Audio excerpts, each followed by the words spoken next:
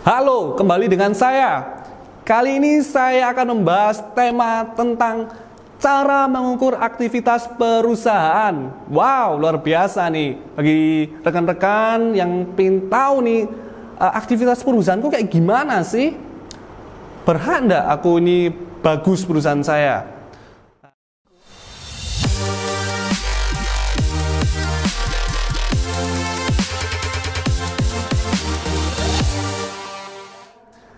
Saya Alif, saya akan menjelaskan tentang beberapa untuk mengukur aktivitas perusahaan. Pertama, rekan-rekan harus tahu apa itu aktivitas perusahaan.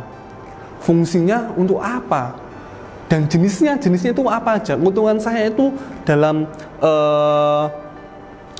membuat rasio atau aktivitas perusahaan ini apa aja? Yuk kita mari bahas. Apa itu aktivitas perusahaan? Aktivitas adalah rasio yang digunakan untuk menilai efisiensi atau efektivitas perusahaan dalam memanfaatkan semua sumber daya aset yang dimiliki sebuah perusahaan.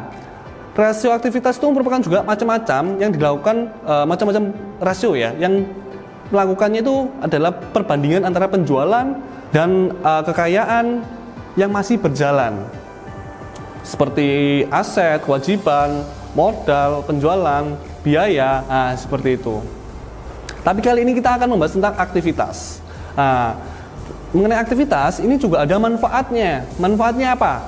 Pertama, mengambil keputusan dalam hal jual beli barang. Aktivitasku dalam perputaran barangku gimana ya Pak? Kok kayaknya saya jual banyak, tapi tidak mempengaruhi uang saya kok penjualannya mungkin lebih sedikit, tapi barang kok masih menimbun. Nah, ini ada yang salah, ada yang keliru nih, perlu diperbaiki. Kita perlu adanya mapping, memetakan. Nah, ada lagi kondisi, kita perlu tahu dengannya aktivitas perusahaan, kondisi perusahaanku ini saat ini gimana nih?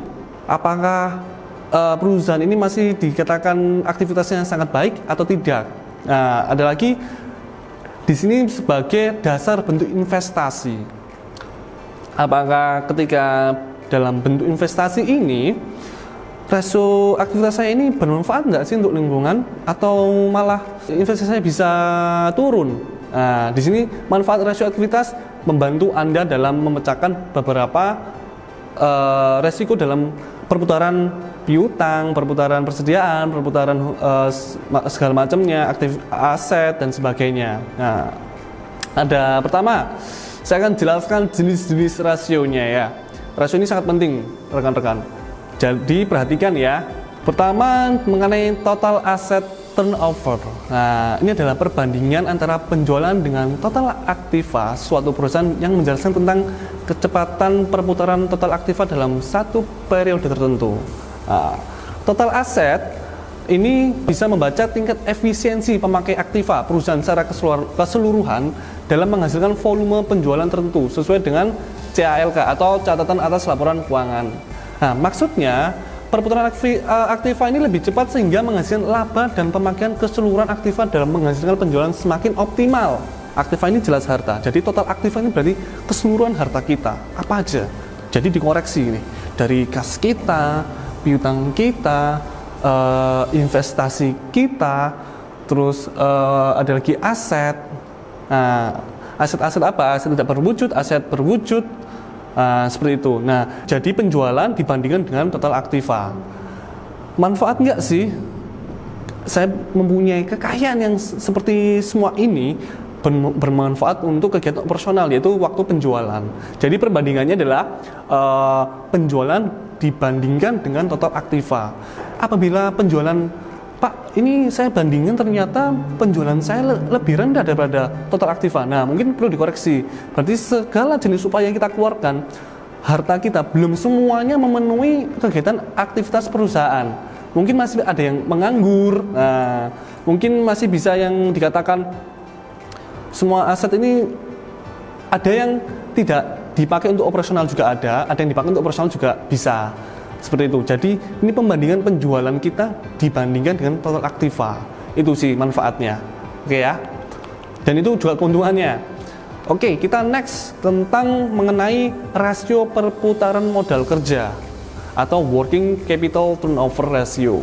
Nah, menarik nih. Nah, ini adalah manfaat rasio ini untuk mengukur perputaran modal kerja dalam menghasilkan penjualan neto pada satu periode. Makin pendek periode perputaran modal kerja, makin cepat perputarannya. Sehingga modal kerja semakin tinggi dan perusahaan makin efisien, yang pada akhirnya rentabilitas meningkat.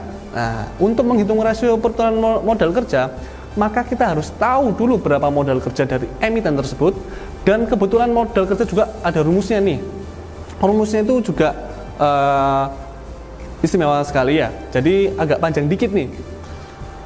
Ketika kita menentukan rumus, maka nanti dibandingkan ya, kalau rekan-rekan pengusaha, rekan-rekan staf yang lagi bekerja, yaitu rumusnya modal kerja sama dengan total aset lancar dikurangi liabilitas jangka pendek atau kewajiban jangka pendek. Nah, setelah itu baru penjualan bersih dibagi modal kerja atau rata-rata modal kerja. Rata-rata modal kerja ini berarti kita mengakumulasikan dari awal tahun sampai sekarang, nah, seperti itu. Baru kita bisa mengetahui modal kerja kita, perputaran modal kerja itu kita baik. Karena apa? Perbandingannya ini adalah penjualan bersih berbanding dengan modal kerja. Modal kerja sendiri ada rumusnya juga kan, total aset lancar dikurangi kewajiban lancar juga. Nah, apakah penjualan bersih kita ini berbanding nggak ya sama aset lancar sama kewajiban lancar? Nah, untuk apa? Yaitu menghitung efisiensi modal kerja kita, makin cepat perputarannya makin bagus, sehingga modal kerja semakin tinggi dan perusahaan makin efisien. Pada akhirnya yaitu rentabilitas kita juga meningkat. Itu sih manfaatnya dan keuntungannya yang bila rekan-rekan ini bisa menghitung dengan tepat dan baik.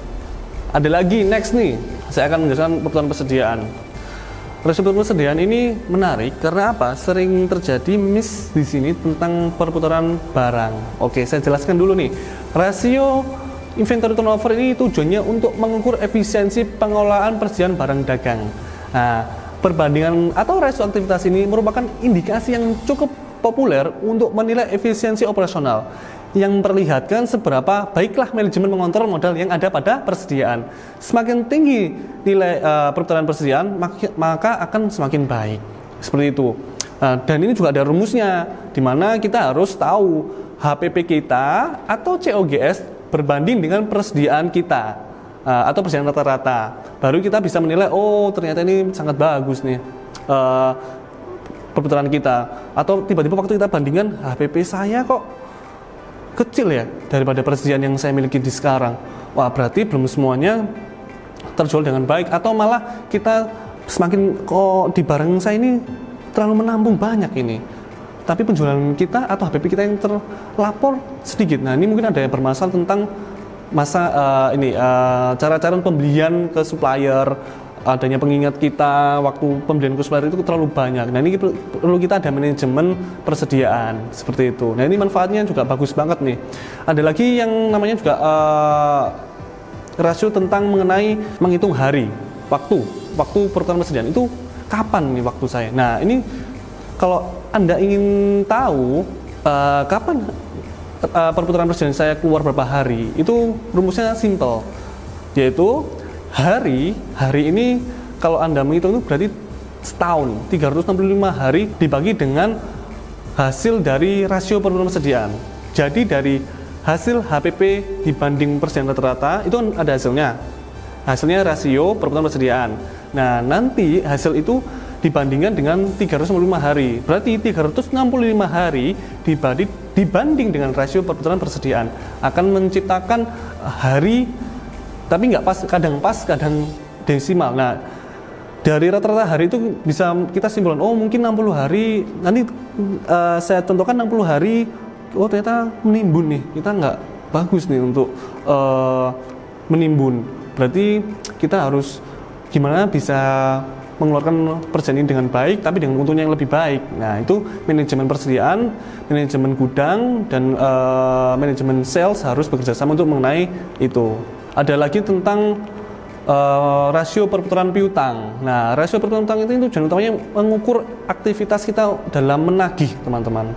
Nah, dalam menagih. Tingkat perputaran piutang itu suatu perusahaan dapat menggambarkan tingkat efisiensi modal perusahaan yang ditanamkan dalam piutang. Sehingga semakin tinggi perputaran piutang berarti semakin efisien modal yang digunakan dan berarti semakin cepat modal kembali. Nah, saya pangkas di sini ya. Jadi itu kalau kita bisa menagih klien kita dengan baik, pelanggan kita, maka rasio perputaran kita juga semakin baik.